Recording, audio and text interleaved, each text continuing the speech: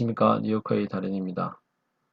오늘은 카라반을 견인하는 견인차에 대한 내용을 한번 해보도록 하겠습니다.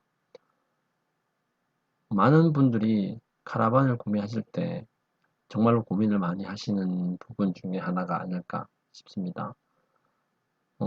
카페 같은 데 보면 이 카라반을 사고자 하는데 지금 가지고 있는 차량이 이 차량입니다. 혹시 가능할까요? 혹은 가능하지 않을까요? 이렇게 이제 묻습니다.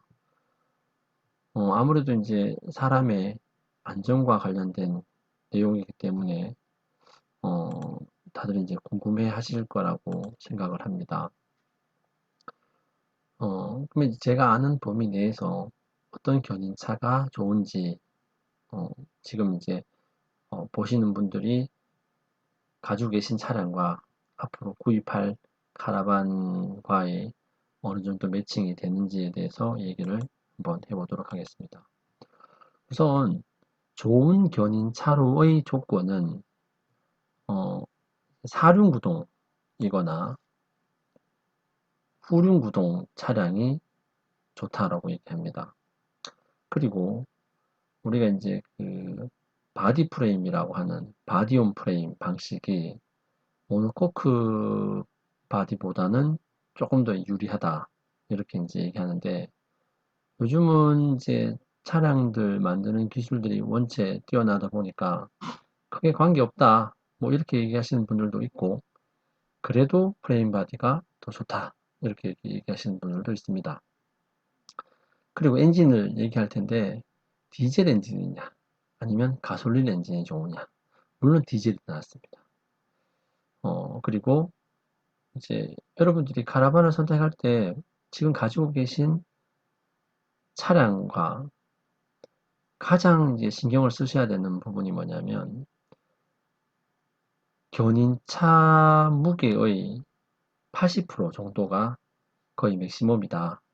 다시 말해서 예를 들면 이제 뭐 그 제가 가지고 견인하는 차량이 렉스턴 W입니다. 렉스턴 W는 공차 중량이 한 2톤 정도 되거든요.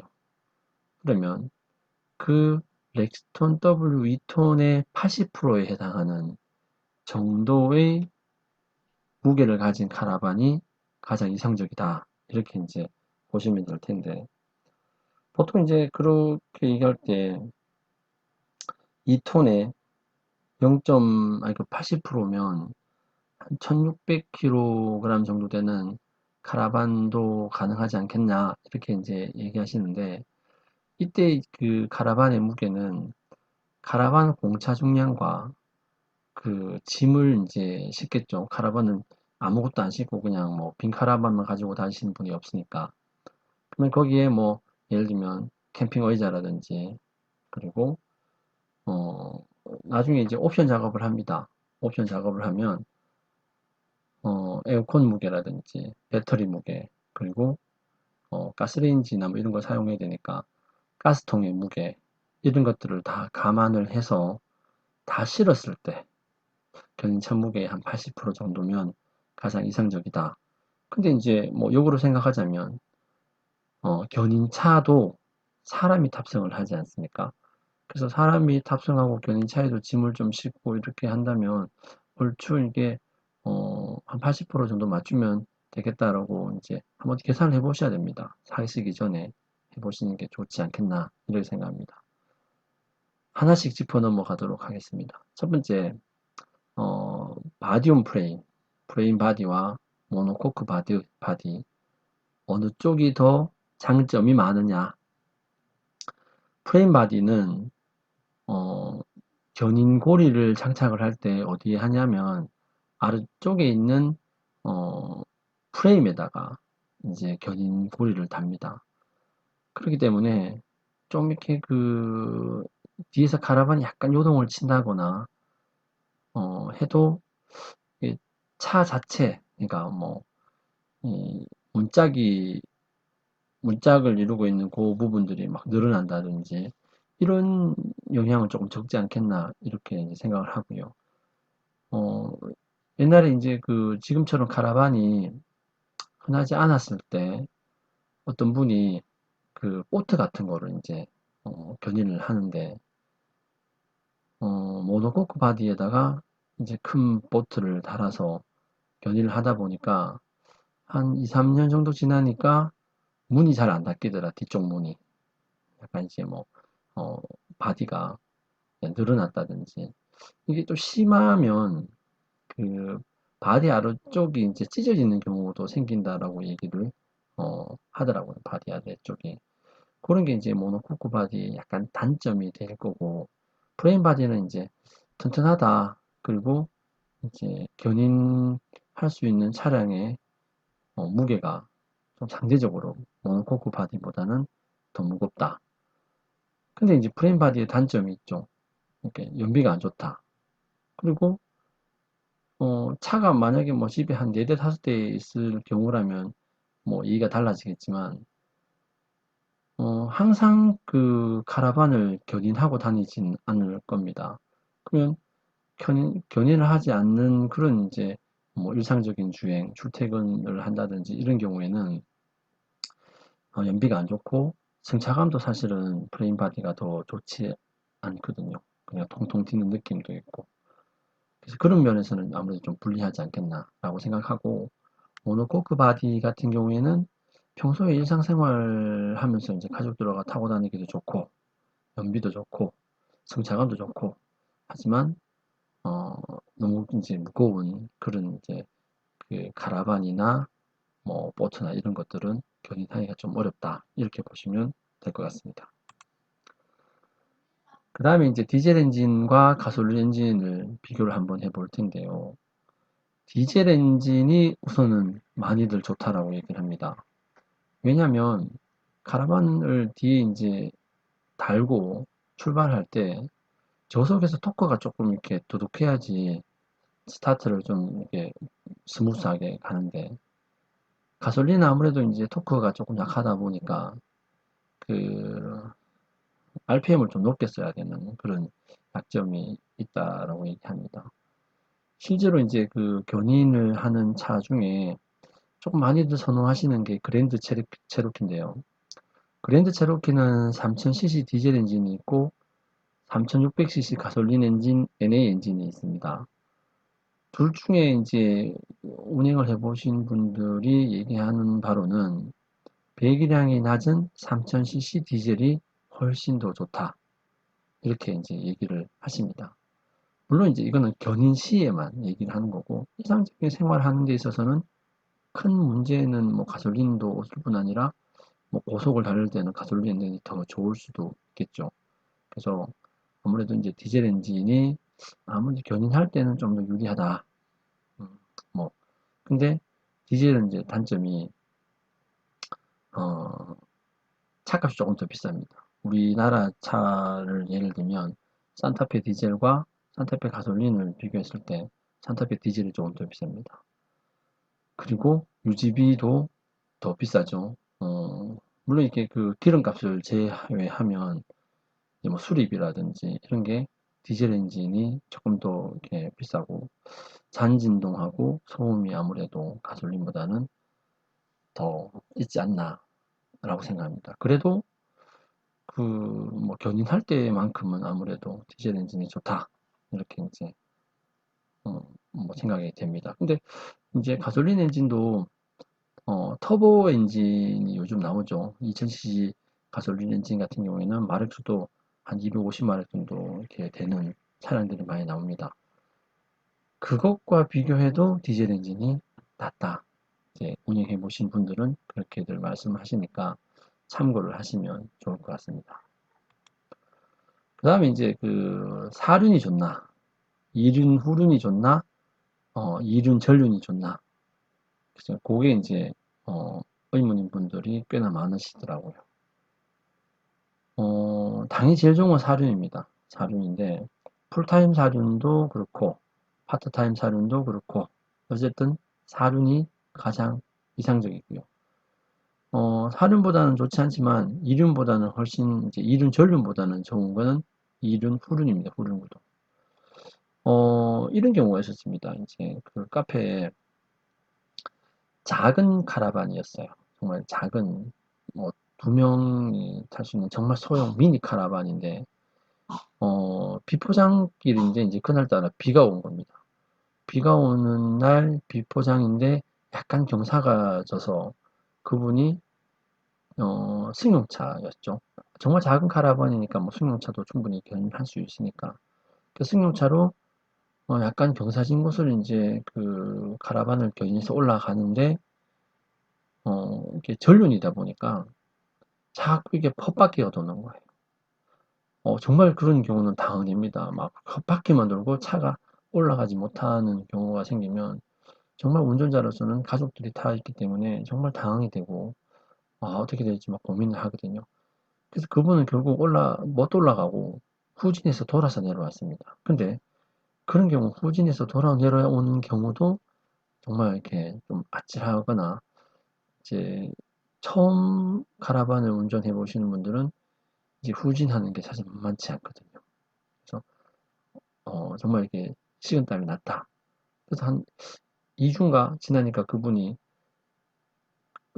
견인차를 바꾸셨더라고요. 스포티지 4륜으로 바꾸셨던데 정말 이렇게 만족한다. 이렇게 이제 얘기를 합니다. 물론 이제 눈 오거나 이럴 때는 가라반을 견인해서 운행하는 경우가 없겠지만, 이제 살아가는데 뭐 이렇게 급작스럽게 갑자기 이제 기후가 바뀌는 경우가 생기잖아요. 그런 경우에는 정말 이게 뭐 평소에는 다 괜찮다가 정말 한 번씩 이렇게 탁 오는 그런 상황, 위급한 상황 때문에 사고가 일어나는 거거든요. 그런 걸 감안하면 이제 뭐 이륜이나 사륜 쪽으로 차가 없다면 어, 감안해서 이제 구입하시는 게 좋지 않겠나라고 생각합니다. 근데 이미 뭐 차가 있어. 그리고 카라반을 사면 여유자금이 더 없어서 견인차를 이제 바꾸지 못하는 그런 뭐 상황이 생기겠죠. 그런 경우는 뭐 그냥 한번 해보고 정말로 안 되겠다 싶으면 바꾸는 것도 나쁘지 않고, 대신 그럴 경우는 이제 길을 미리 사전에 답사를 해 본다든지, 아니면 요즘 그 카카오 맵이 너무 어, 좋잖아요. 그래서 카카오 맵으로 가야 될 길들을 미리 이제 한번 쭉 보는 겁니다. 그렇게 해서 하면 안전하지 않겠나 싶습니다. 그리고 또 많은 분들이 이제 승용차를 가지고 계신데, 승용차로는 견인할 수가 없나요? 뭐 이렇게 이제 하시는 분들 많죠. 근데 승용차도 다 됩니다. 보통 많이들 이제 하시는 승용차는 뭐 대형차, 뭐 그랜저라든지, 대형차, 그랜저는 뭐 크게 대형차에 속하진 않지만, 어쨌든 뭐 그랜저 이상이나 아니면 그 BMW 많이들 이제 가지고 계신데, 520D. 520D는 공차 중량이 꽤 무겁습니다. 1900kg 정도 되기 때문에 그 1900kg 정도 되는 그 공차 중량으로는 웬만한 500급 정도는 충분히 견인이 가능하거든요. 그래서 그냥 520D를 가지고 계신 분들은 그냥 이제 하시는 분들도 봤고, 저는 이제 소나타로도 견인하시는 분을 봤습니다. YF 소나타. 근데 이제 카라반이 되게 큰 거는 조금 사실은 위험할 수도 있고, 와이프 소나타 정도 되면 한 400급 초반까지는 안 되겠나, 그렇게 이제 생각이 듭니다. 400급 카라반이 공차 중량이 한 850kg나 900kg 정도 나갑니다. 그러면 거기다 짐 좀 싣고 하면 충분히 커버 가능한 어, 어, 이제 뭐 상태거든요. 그리고 이제 그 또 많은 분들이 이런 이제 말씀을 하셔요. 스포티지가 엑스턴보다 더 출력이 높다. 그 스포티지 2000cc는 뭐 이제 180 뭐 7마력 하여튼 그 정도 되잖아요. 근데 왜 출력이 낮은 뭐 렉스턴 W가 더 낫노? 뭐 이렇게 이제 얘기하시는데, 요즘 차들은 다들 힘이 뭐 어느 정도는 다 좋습니다. 그래서 이 마력수나 토크만 가지고는 견인이 된다 안 된다라고 얘기할 수가 없고, 가장 이제 그 안정적인 게 뭐냐면, 견인차는 피견인차보다 무게가 완전히 더 무거워야 됩니다. 그래야지, 어, 이게 이제 안전하거든요. 왜냐면, 가다가 뒤쪽에, 어, 이 카라반이 요동을 칠 때가 있어요. 그러니까 길이 갑자기 안 좋아진다거나, 혹은 옆에서 대형 버스나 트럭이 확 지나가면 그 바람의 영향으로 카라반이 요동을 칩니다. 근데 앞차에, 그러니까 견인차의 무게가 무거우면 카라반이 요동칠 때도 꽉 잡아주고, 근데 뒤에 카라반이 요동치는데 그 힘을 못 이기면 견인차까지 이제 카라반과 같이 끌려서 막 사고가 나게 되는 이제 그런 일들이 비일비재하거든요.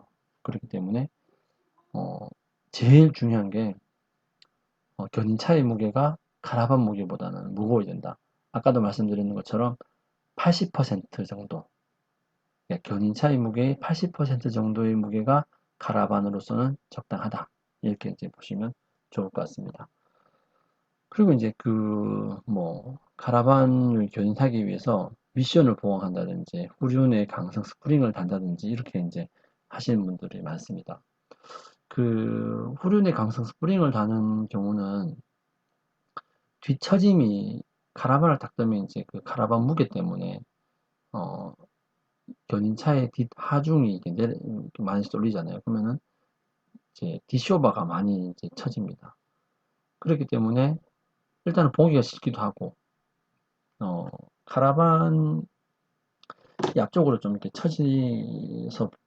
처지기도 하고, 뭐 그래서 어쨌든 강사 스프링을 합니다. 또 이게 카라반을 운행하다 보면 이게 견인차가 말타기처럼 꿀렁꿀렁거린다고 얘기하거든요.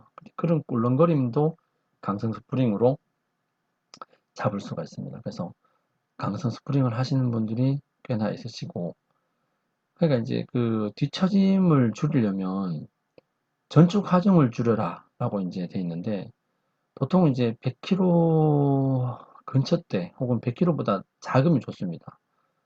그래서 100km보다 작은 전축 하중, 그러니까 카라반의 전축입니다. 카라반의 앞쪽에 보면 그 이게 바퀴가 쪼매난 게 있잖아요. 그래서 그쪽 정도의 고기를 이제 한번 그 체중계를 밑에 깔고 재 보시면 대충 어느 정도 무게가 나오는지 확인하실 수가 있거든요. 그래서 전축 하중을 좀 줄여서 짐을 카라반에 실으면 좋은데, 카라반 짐 실을 때 되게 이제 주의해야 됩니다. 카라반 짐 실을 때 어, 전축 하중을 줄이기 위해서 카라반 뒤쪽에다가 짐을 다 싣게 되면 그 차량에서 견인차에서 카라반을 분리할 때 엉덩이를, 카라반이 이제 뒤쪽이 무거우니까 엉덩이를 쾅 찍게 되거든요. 그러면 카라반이 파손될 수가 있어요. 그렇기 때문에 이제 무조건 뒤쪽에다가 무게를 많이 배치하는 것도 사실 좋지 않고, 그렇다고 이제 앞에다가 많이 하면 전축 하중이 늘어나기 때문에 견인차에 부담을 많이 줄 수가 있거든요. 좀 안전하게 가려면 어, 카라반의 짐을 앞쪽에 실어서 앞쪽 무게가 조금 이게 높은 게 좋습니다. 왜냐하면 카라반 뒤쪽에다가 이제 그 짐을 많이 실으면 스웨이 현상이 많이 생깁니다. 스웨이 현상은 뒤쪽에 그 쭉 차가 연결되어 있을 때 어, 힘을 받는 축에서부터 딸려오는 축들이 뒤쪽에 요동을 칩니다. 꼬리 치듯이 막 흔들립니다. 뒤쪽에 그 짐을 많이 실어 놓으면. 그래서 뒤쪽에 많이 실는 것은 이제 차라리 뒤싣기보다는 앞에 많이 싣는 게 더 좋다. 이렇게 이제 보시면 되고, 제일 좋은 거는 이제 무게 밸런스를 맞추시는 게 제일 좋겠죠. 제가 말씀드린 것처럼 전축 하중을 한 100km 근처대, 100km보다 좀 작으면 더 좋습니다. 그래서 전축 하중을 100km보다 더 작게 하는 게 좋지 않겠나.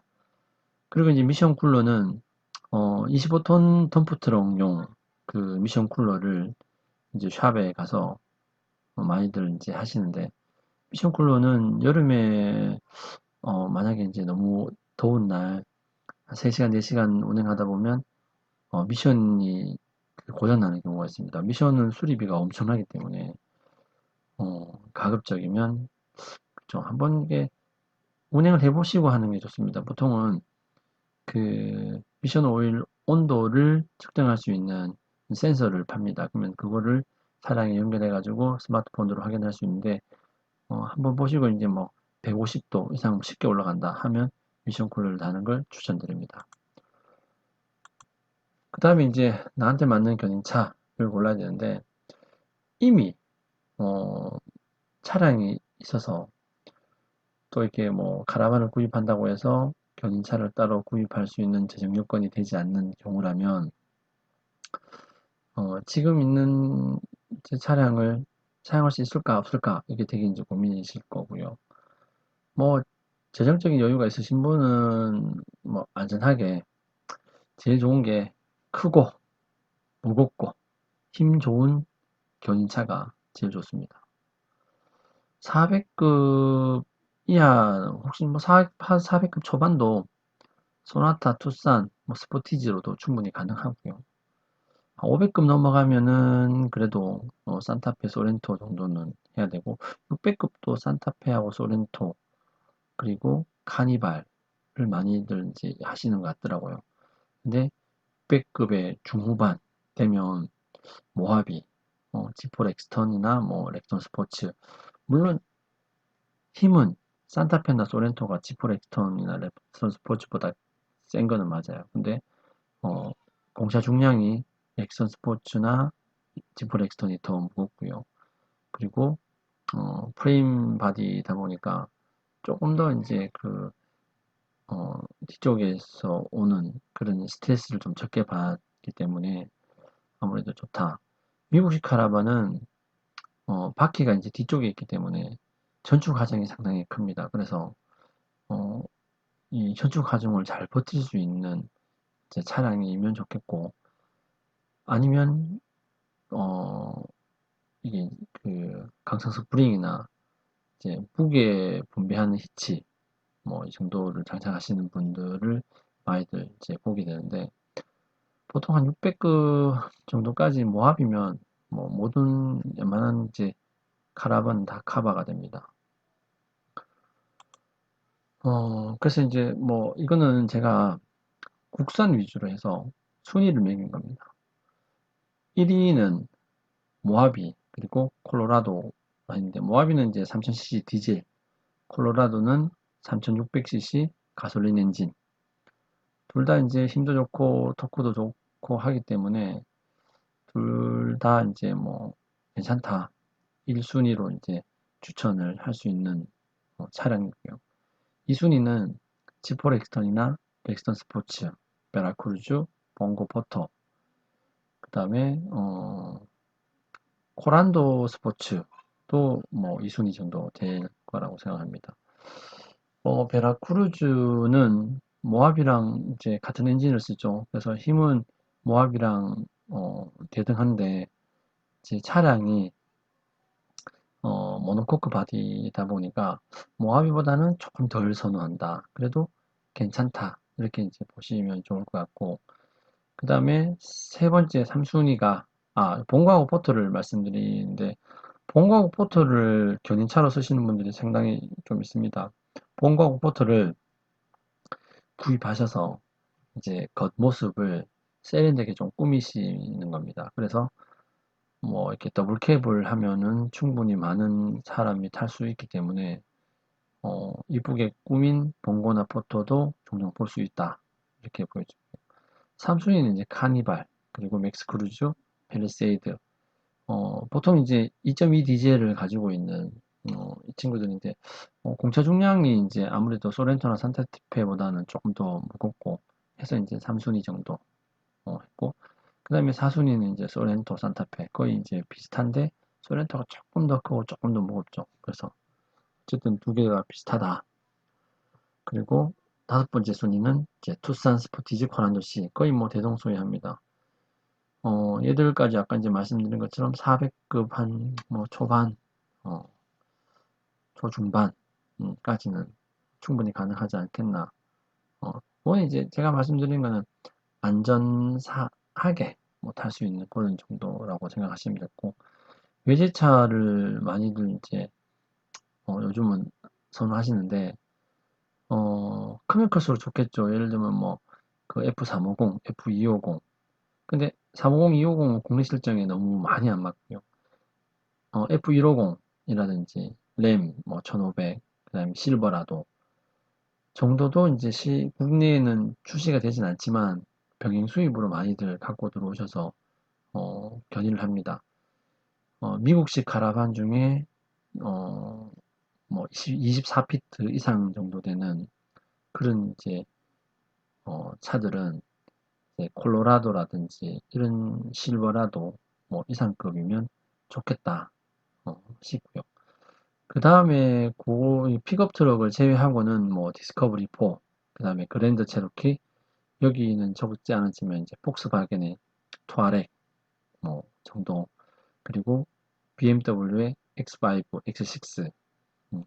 좋기는 뭐 G63 AMG, 그 지바겐도 뭐 좋은 것 같습니다. 근데 지바겐도 이제 순정 그 견고리가 다 달려서 나오는 편이긴 한데, 그걸 견인하시는 분들은 크게 많이 본 적은 없는 것 같습니다.